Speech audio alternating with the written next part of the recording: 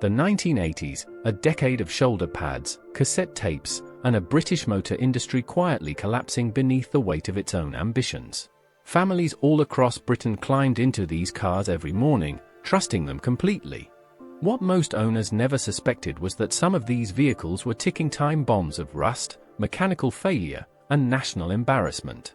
From cars that disintegrated before your eyes to one so catastrophically flawed it remains genuinely difficult to believe it ever existed. Today we are counting down the 10 worst British family cars of the 1980s. Stay with us till the end because number 1 still shocks people today. Number 10. Morris Ital. By that year, British Leyland was a corporation clinging desperately to survival. And their audacious solution?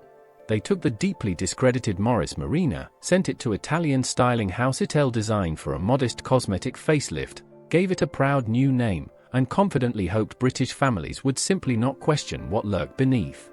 The Ital arrived on forecourts promising refined modernity and measurably improved build quality. But hiding beneath that freshened shell was the exact same aging, corrosion-prone skeleton that had already humiliated the nation throughout the previous decade. Can you imagine paying your hard-earned wages for essentially yesterday's failure wearing a completely different badge? The interior rattled alarmingly straight from the factory floor. Rust consumed the bodywork with genuinely shocking speed. The underpowered 1.3-litre engine strained and wheezed painfully under ordinary family demands. Owners reported severe corrosion within months of purchase. Britain's families truly deserved far better. But the car at number 9 is considerably darker still. Number 9. Talbot Solara. There is something audacious about launching a family saloon built on an already troubled hatchback platform and presenting it boldly as the future of British motoring. That was precisely the Solara's extraordinary commercial pitch. Assembled at the Ryton-on-Dunsmore plant under the Talbot mark, the Solara grafted a boot onto the already struggling Horizon architecture and confidently called it Progress. British families were promised a practical, spacious saloon delivering years of dependable, affordable service.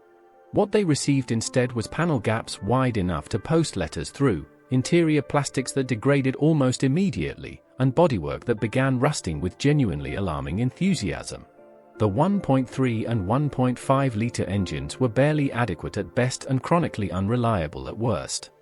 Dealer support across Britain varied wildly, leaving families completely stranded at critical moments. Most buyers had absolutely no idea what awaited them when they signed the paperwork. Would your family have trusted the Solara? Number 8 makes that question feel almost generous. Number 8. The Talbot Horizon. Talbot Horizon, a car sold throughout the 1980s with all the mechanical confidence of someone selling waterproofs during a serious drought.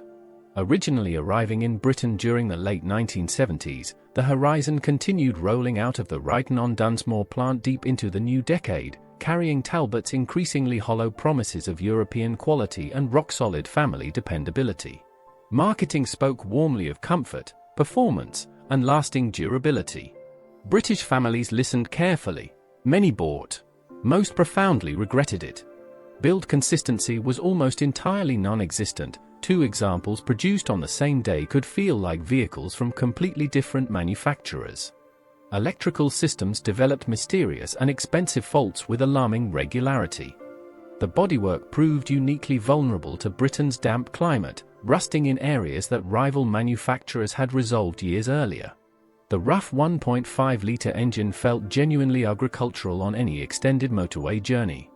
Servicing costs repeatedly shocked families who had trusted the Talbot name completely. What happened in ownership genuinely horrified buyers expecting reliability. And the car at number 7 is even more profoundly disappointing. Number 7. The Austin Ambassador. Few cars in British automotive history have tried quite so earnestly and achieved quite so little. Austin Rover launched the Ambassador as a replacement for the aging Maxi, positioning it as a sophisticated, spacious family saloon finally ready to face continental competition with genuine confidence. The bolt wedge styling looked purposeful and modern. Hydraga's suspension promised a comfortable, refined ride quality. The advertising was aspirational, polished, and confident. And then reality arrived, without warning or mercy. Build quality was inconsistent at best and catastrophic at worst, Early cars left the Cowley factory carrying rattles, misaligned panels, and electrical gremlins that defied all logical explanation. The 2.0-litre O-Series engine suffered well-documented reliability failures that frustrated owners repeatedly throughout the entire ownership experience. Sales were deeply and devastatingly disappointing for a manufacturer that desperately needed commercial success. The Ambassador quietly vanished from British forecourts by 1984, having sold fewer than 20,000 examples in total. Few mourned its departure. The next car made the Ambassador look almost acceptable. Number 6. Triumph Acclaim. Triumph Acclaim carries a genuinely peculiar historical distinction that still makes automotive historians deeply uncomfortable. The Acclaim was British Leyland's final, desperate attempt to rescue the once magnificent Triumph name, and they accomplished it by licensing a Honda Ballard, attaching British badges, and presenting the result as authentic British engineering ambition. The profound irony was entirely unmistakable. The most mechanically reliable car BL had produced in years was one they hadn't actually designed themselves. And yet even the Acclaim attracted real criticism from all directions. The 1.3-litre Honda engine performed adequately but lacked completely the character and soul that devoted Triumph loyalists desperately craved from their beloved marque. Interior quality, while better than most BL products, still fell measurably short of the Japanese original. Long-standing Triumph enthusiasts felt genuinely and deeply betrayed by this uncomfortable commercial arrangement.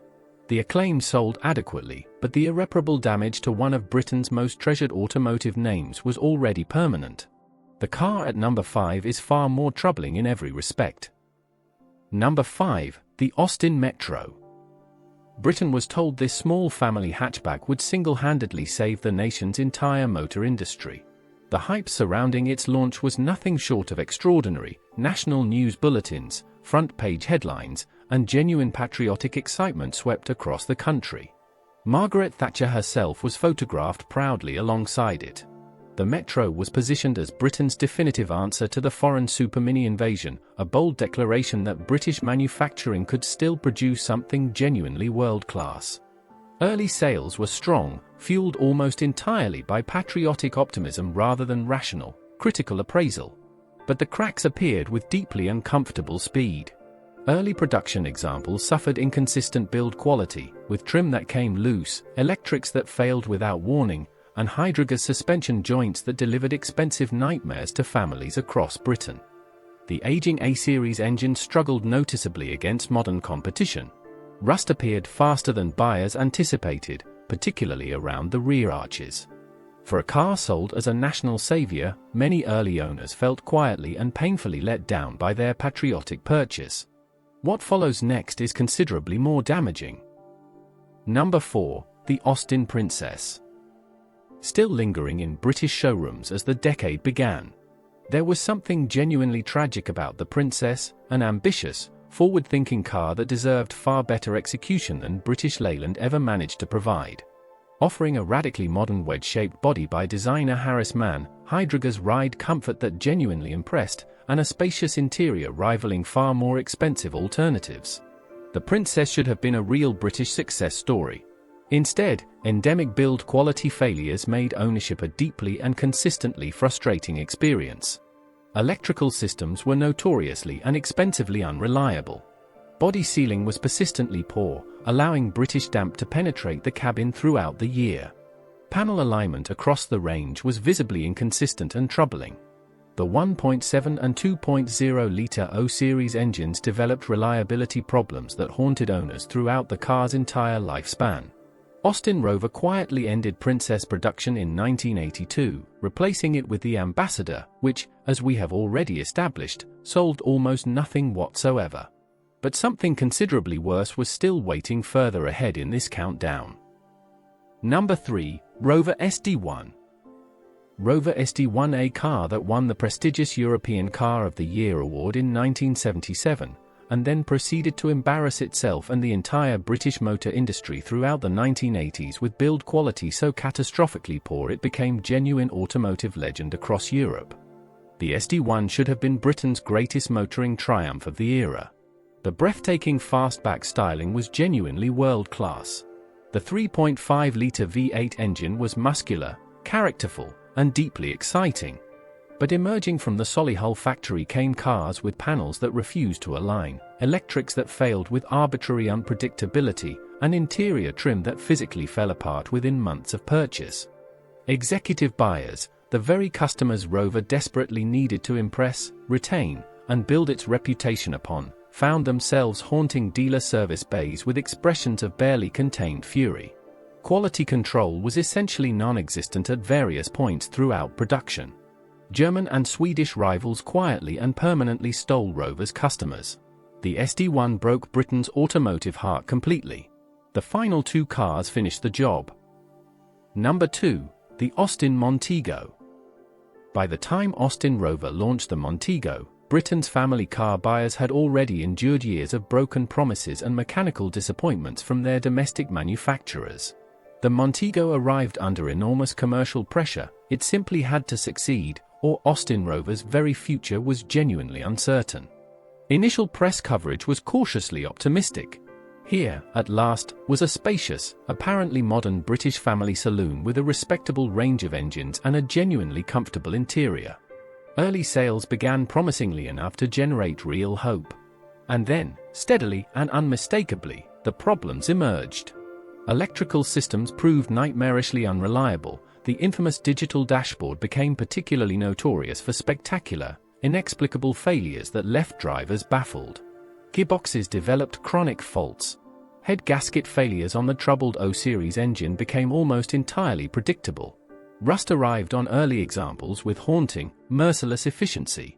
Owners returned to dealers repeatedly, wearing expressions of exhausted resignation. Fleet operators permanently defected to German and Japanese alternatives.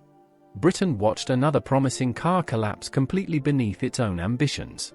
But the car at number 1 is almost impossible to believe. Number 1, the Austin Maestro.